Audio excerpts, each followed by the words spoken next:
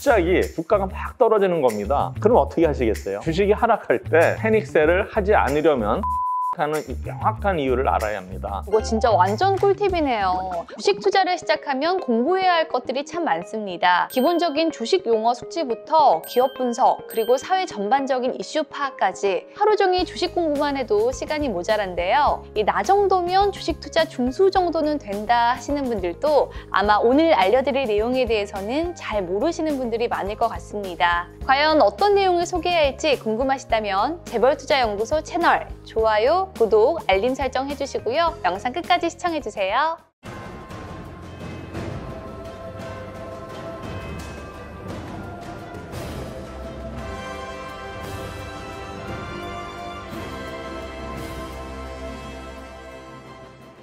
안녕하세요. 증권가의 가장 빠른 소식을 전하는 재벌투자연구소 MC 하현정입니다. 오늘도 역시 현직 전문 애널리스트로 활동하고 계신 최동기 전문가님 모셨는데요. 전문가님 안녕하세요. 네, 안녕하세요.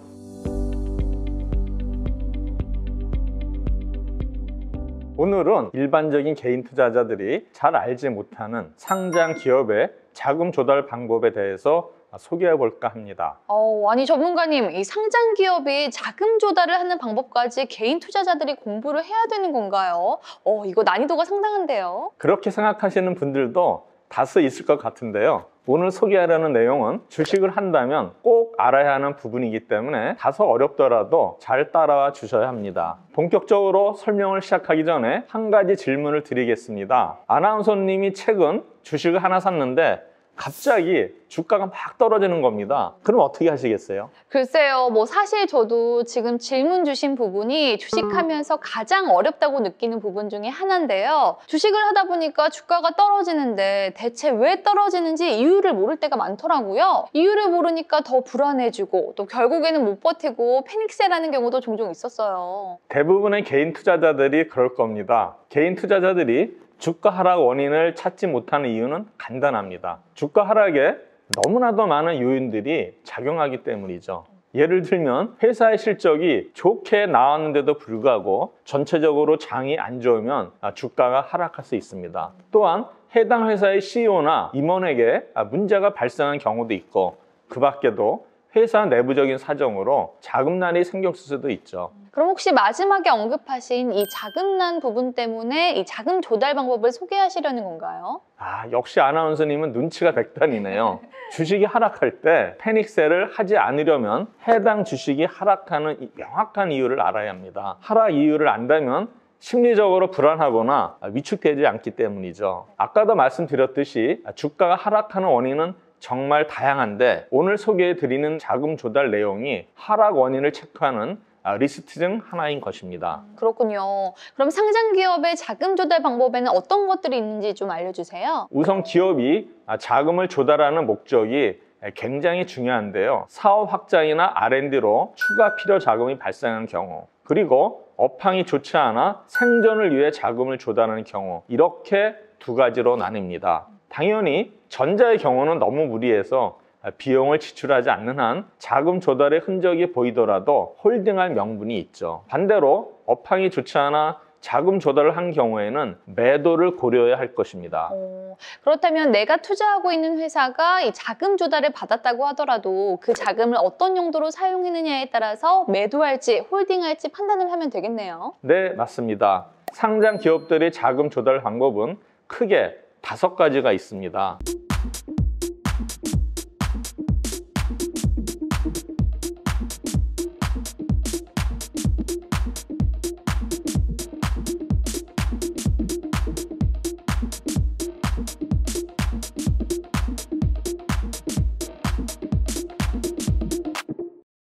공모채를 활용하는 방법, 사모사채를 활용하는 방법, 전환사채를 활용하는 방법, 신주 인수권부 사채를 활용하는 방법, 마지막으로 교환사채를 활용하는 방법입니다. 신주 인수권부 사채와 전환사채는 지난번 사업보고서 읽는 법 콘텐츠에서 잠깐 또 언급을 했었잖아요. 그 중에서도 전환사채는 공매도 편에도 등장을 해서 제가 정말 확실히 알고 있는데요. 전환사채는 채권과 주식의 중간 형태이고 이 메자닌 투자라고도 부른다고 알고 있어요. 또 발행사와 투자자의 상황에 따라서 옵션을 제공하기 때문에 정말 많이 사용된다고 하고요. 네, 정확합니다.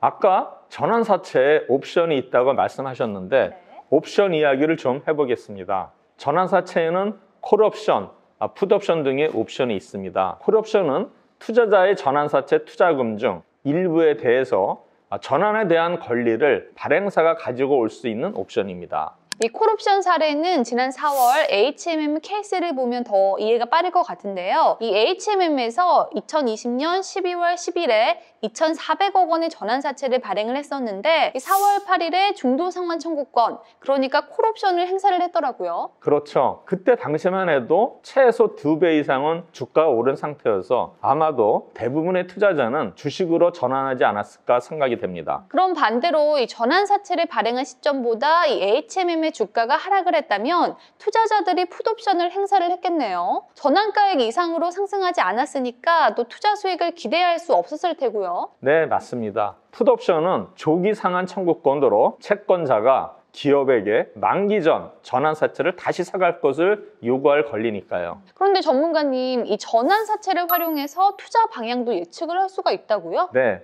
어느 정도는 예측이 가능합니다. 콜옵션의 비율에 따라서 발행사의 경영 성과에 대한 의지와 투자자가 예측하는 성장 정도를 파악할 수 있기 때문입니다. 예를 들어서 한 발행사가 콜옵션이 30%인 전환사채를 발행했는데 그럼에도 불구하고 투자자가 많았다는 것은 그만큼 그 회사가 속한 산업군을 좋게 보고 있다는 것이니 투자 시에 긍정적으로 검토해 볼 수 있겠죠. 그럼 콜옵션이 30%인 전환사채라는 건 어떤 거를 의미하는 걸까요? 콜옵션이 30%인 전환사채는 투자자 입장에서는 향후 주가가 상승했다는 가정하에 투자 성과의 30%를 포기하는 것과 마찬가지입니다. 발행사에서 콜옵션을 행사하면 투자자는 조건에 따라 콜옵션에 응할 의무가 있기 때문이죠. 오, 이거 진짜 완전 꿀팁이네요. 꼭 기억해뒀다가 투자할 때 참고를 해야겠습니다. 다음으로 이야기 나눌 주제는 이 신주 인수권부 사채인데요. 이 신주 인수권부 사채는 발행회사의 주식을 매입할 수 있는 권리가 부여된 사채죠. 이 주제는 이미 이전 콘텐츠에서 다룬 적이 있기 때문에 넘어가도록 하겠습니다. 전문가님, 다음으로 소개해 주실 내용 뭘까요? 네, 다음으로 소개해드릴 조달법은 공모채입니다. 공모채는 말 그대로 공개적으로 모집되는 채권입니다. 보통 은행이나 증권사를 통해서 금융기관이나 개인에게 판매를 합니다. 공모채는 조달하는 자금에 대한 금리가 매우 낮기 때문에 재무 상태가 우량한 곳이어야 하며 리스크도 거의 없어야 합니다. 그래서 전환사채와는 다르게 주로 대기업이나 대기업 계열사들이 사용하는 방식입니다. 최근 현대 B&G 스틸이 공모채를 발행해서 흥행에 성공했었죠. 맞아요. 저도 뉴스 통해서 소식 접했어요. 그럼 사모사채는 공모채랑 이 내용이 다른 건가요? 사모사채와 공모채는 약간의 차이점이 있습니다. 공모채가 공개 모집을 통해서 채권을 판매한다면 사모사채는 공개 모집이 아니라 특정 주체에게만 인수 기회가 주어집니다. 보통은 중견기업이나 매출이 꾸준하고 재무가 탄탄한 중소기업이 사용하는 방식입니다. 화면에 보시는 것처럼 사모사채를 발행하는 발행사도 종종 찾아볼 수 있습니다. 그렇군요. 이 기업이 자금을 조달하는 방법도 참 다양하네요. 그렇다면 교환사채는 어떤 건가요? 교환사채는 주로 계열사나 제휴 관계에 있는 회사와 주로 진행하는 자금 조달 방식입니다. 전환사채와는 다르게 발행사가 새롭게 주식을 발행하지 않기 때문에 자본금의 변동이 없어 최대 주주 지분을 예민하게 생각하는 회사에서 주로 활용을 합니다. 그럼 교환사채의 경우에 새롭게 주식을 발행하지 않는다고 하셨는데 그럼 어떤 방법으로 이 옵션 행사가 이루어질까요? 교환사채는 전환 옵션을 행사할 때 자사주나 이미 지정된 타사의 주식을 받게 됩니다. 그렇기 때문에 계열사이거나 제휴 관계에 있는 회사 간에 진행하는 것이죠. 네, 오늘은 이렇게 전문가님과 상장 기업이 자금을 조달하는 방법에 대해서 알아봤는데요. 주식을 할 때 종목 선정 자체도 너무 어려운데 종목을 선정한 이후에 공부할 것들이 더 많은 것 같아서 전문가의 도움이 얼마나 중요한지 오늘도 역시 깨닫고 갑니다. 혹시 저처럼 이 종목 선정이나 매매 타이밍에 어려움을 겪는 분이 계시다면 이 전문가님의 도움을 받는 것도 하나의 방법이 아닐까 싶은데요. 마침 지금 이 재벌투자연구소에서 하루 선착순 10명에게만 급등주를 알려드리는 무료 이벤트를 진행 중이니까요. 조기 마감 전에 참여해보시는 것도 좋겠습니다. 오늘 다룬 내용 외에도 투자와 관련된 다양한 정보 얻고 싶다면 전문가님 번호로 성함만 입력해서 문자 보내주세요. 여기까지 전문가의 해안을 내 안목으로 AI의 스마트함을 내 것으로 만들어드리는 재벌투자연구소였습니다. 감사합니다. 다음 시간에 더욱 유익한 내용으로 만나요. 안녕.